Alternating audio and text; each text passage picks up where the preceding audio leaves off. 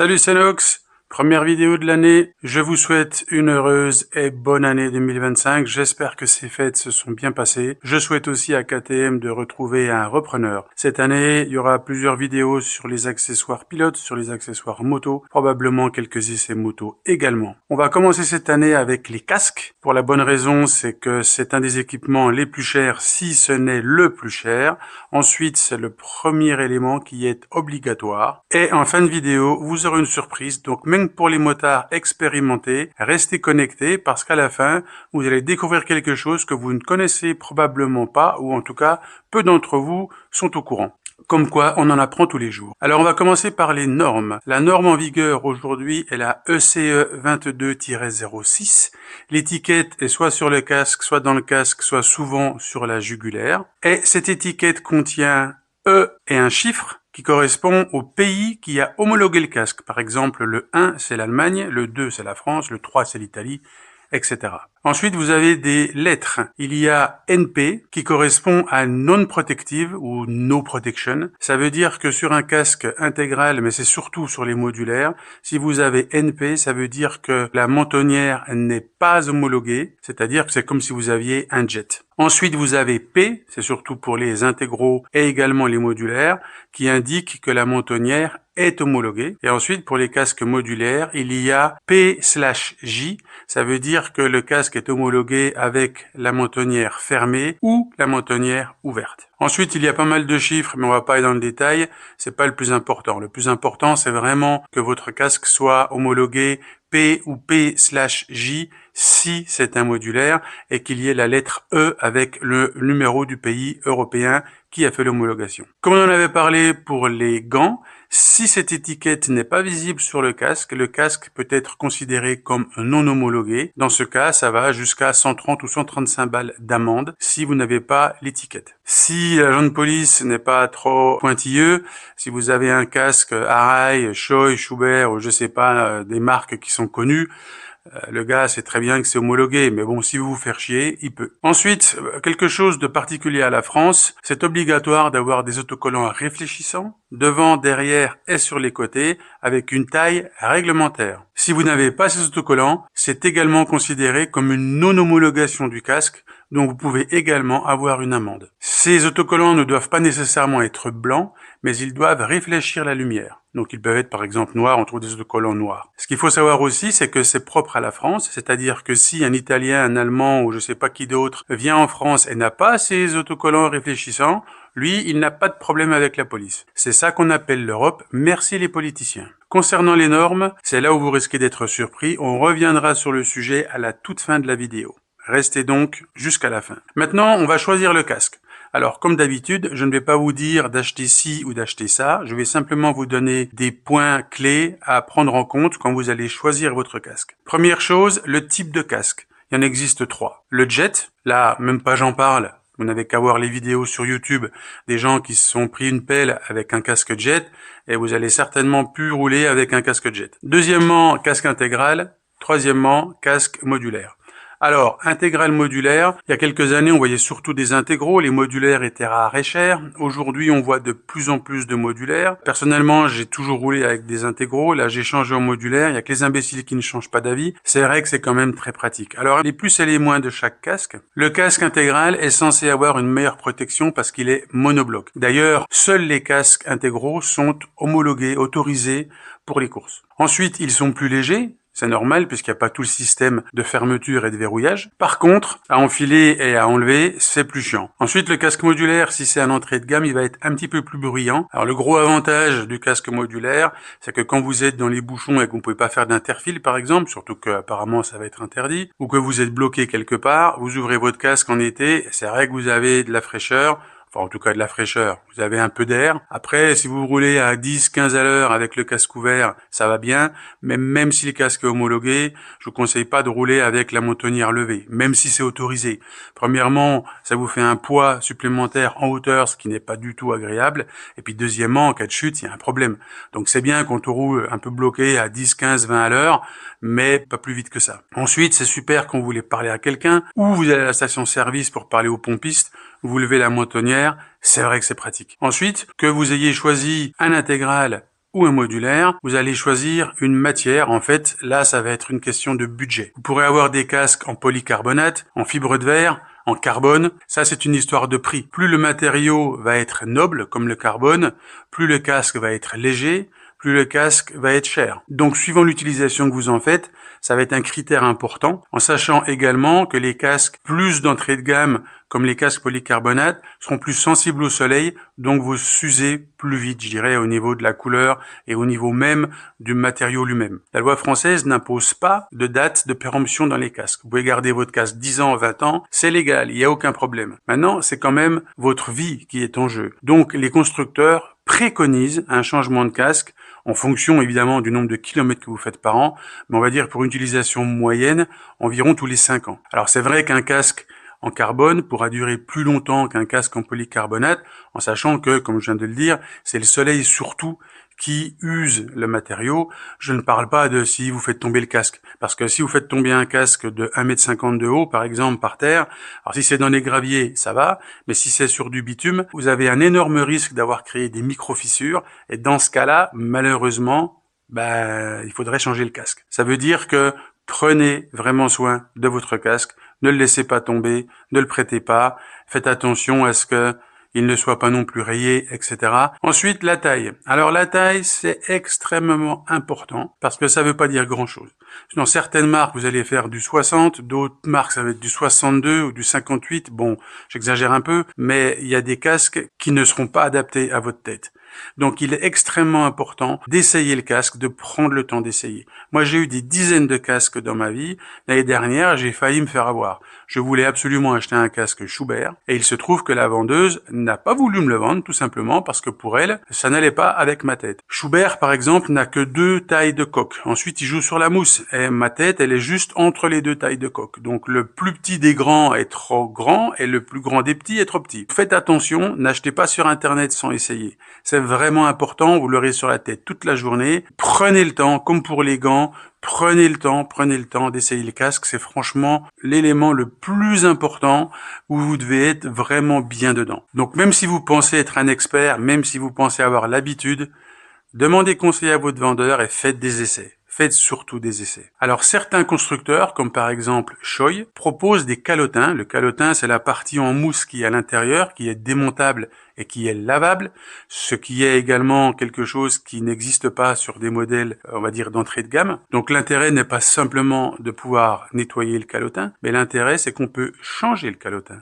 Et Shoei propose 3 tailles de calotin, 6 mm, 9 mm, 12 mm. Donc même si vous avez un casque et que vous trouvez au bout d'un moment où vous êtes un petit peu trop serré ou pas assez serré, vous pouvez racheter pour 50 balles sur internet un calotin et hop, vous changez le calotin et vous êtes nickel.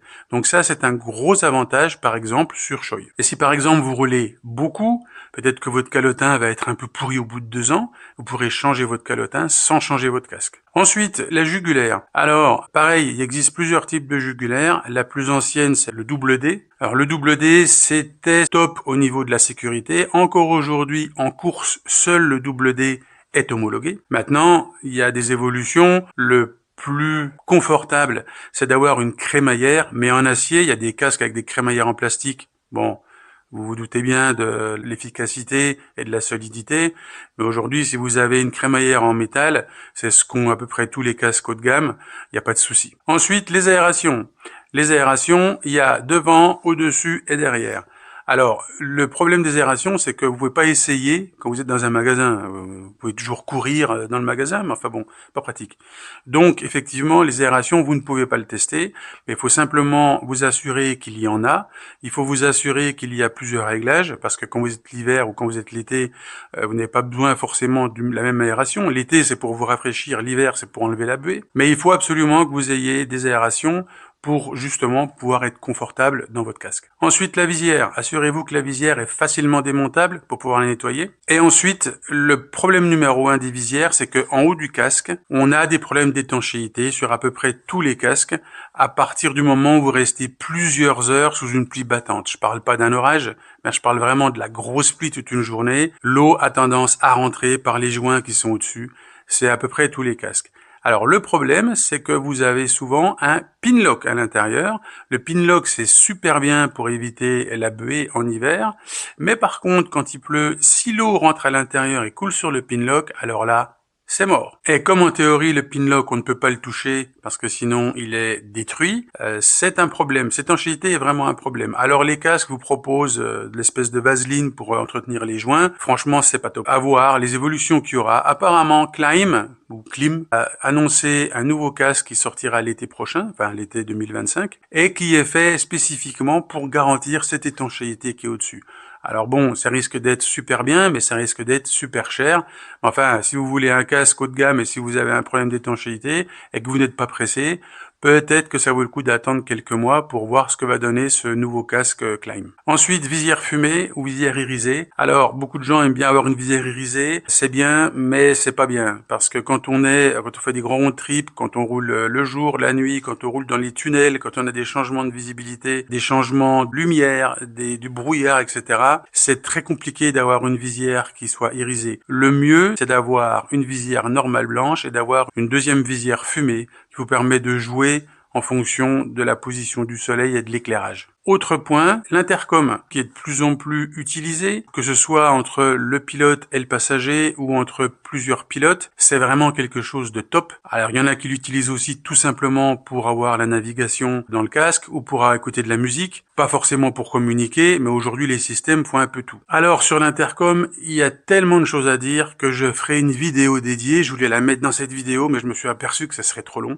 Donc en fait, je vais faire une vidéo probablement d'ici une semaine ou 15 jours concernant les intercoms. Les vidéos, vous savez que je les poste pas tous les samedis ou tous les dimanches ou tous les je sais pas quoi. Je les poste quand j'ai un truc à dire, mais voilà, j'ai pas de date très régulière. Je suis pas un youtubeur professionnel, mais celle-là va venir bientôt. Ensuite, dernier point, le look. Alors au niveau du look, il faut faire très attention. Je sais qu'il y a beaucoup de gens qui choisissent un casque pour le look. Alors on est tous pareils, moi aussi, hein.